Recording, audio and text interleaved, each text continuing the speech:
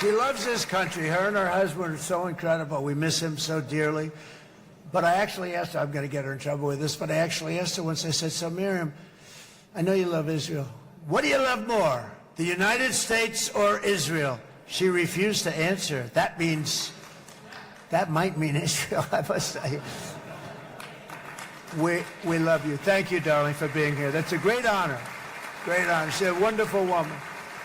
She is a great woman. I've always stood for the people of this community, and I always will. I'll always be with you. I'm always going to be with you. I guess maybe something could happen to change my mind. Somebody that's really stupid gets into office and wants to do really bad things, but that's about it. We don't think we're going to have that happen. I hope we're not going to have that happen. And this man is a good man right here. These two men are good men right here.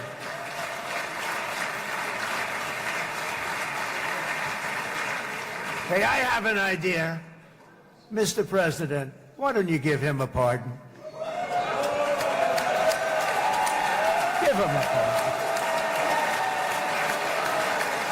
Come on.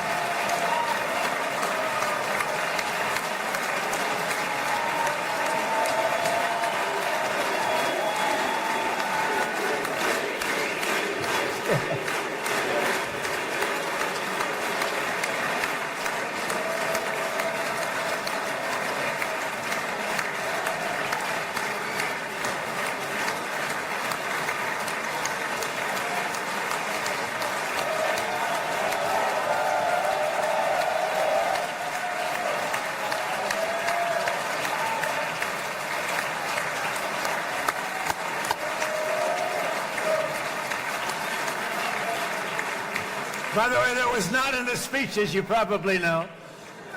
But I happen to like this gentleman right over here, and it just seems to make so much sense. You know, whether we like it or not, this has been one of the greatest wartime presidents. This has been one of the greatest wartime presidents. And cigars and champagne, who the hell cares about that?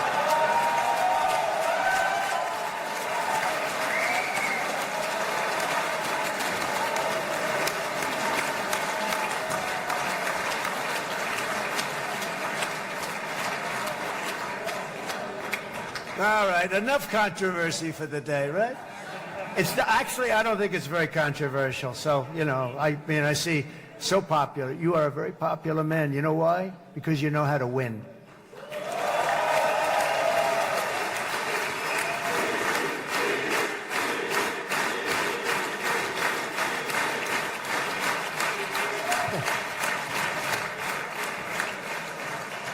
Over the past 2 years, I've met many of the families of the Israelis taken hostage and those that were taken hostage. Unbelievable. I've looked into their eyes. I've seen the worst nightmares of their suffering, but I've also seen something else, the beautiful love of the people, the love of people, frankly, that hold things together, the love that gives you the courage to carry on through thousands of years of persecution and repression, and to emerge with the heart of David.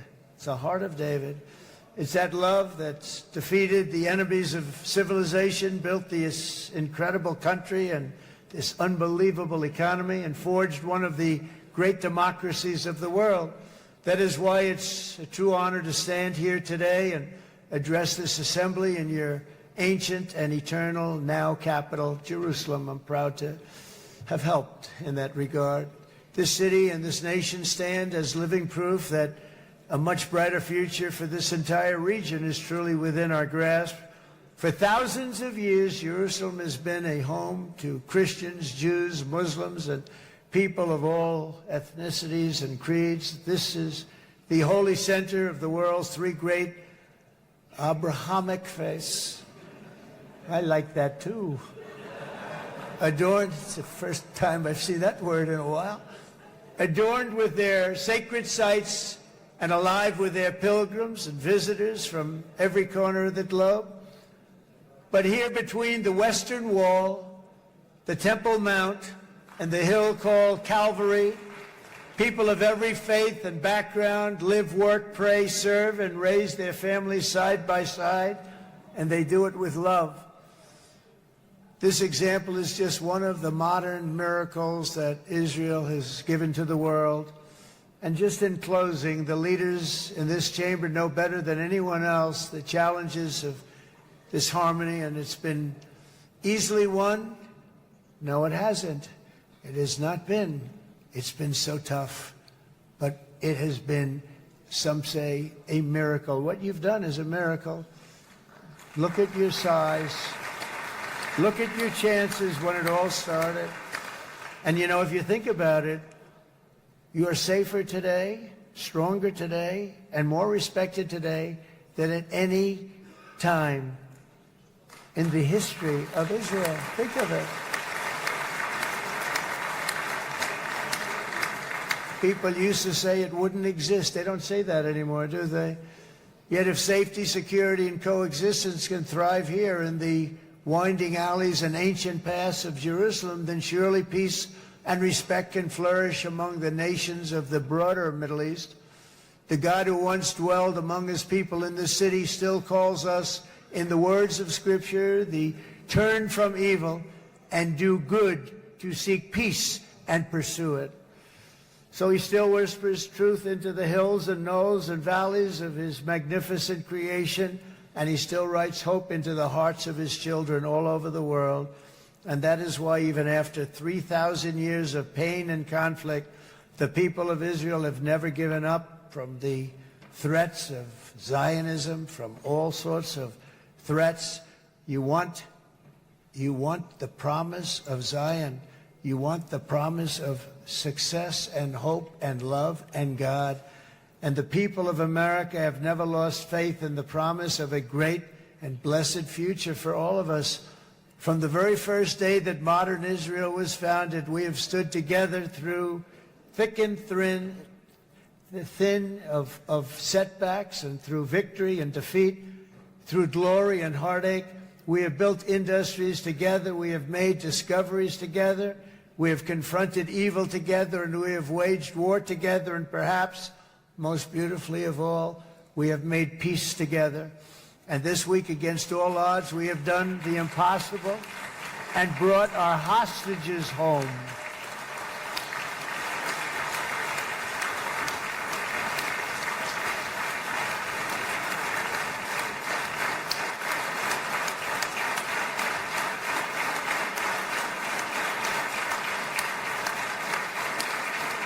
So now we're going to forge a future that is worthy of our heritage. We're going to build a legacy that all the people of this region can be proud of.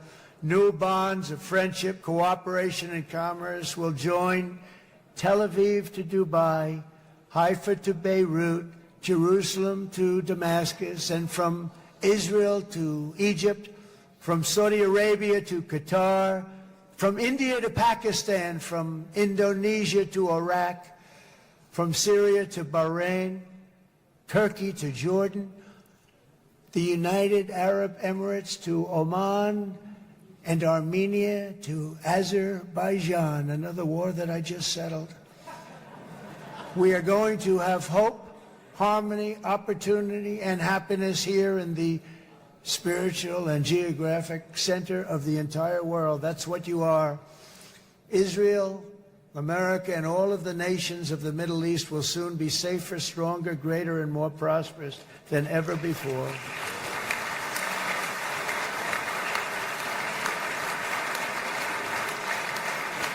And I want to thank you all once again for this exceptional honor. This has been truly an honor. It's seldom that a president is invited to do this. And I love Israel. I'm with you all the way.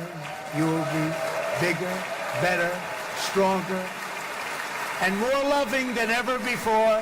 Thank you very much. God bless you. God bless the United States of America. And God bless the Middle East. Thank you, everybody. Good luck.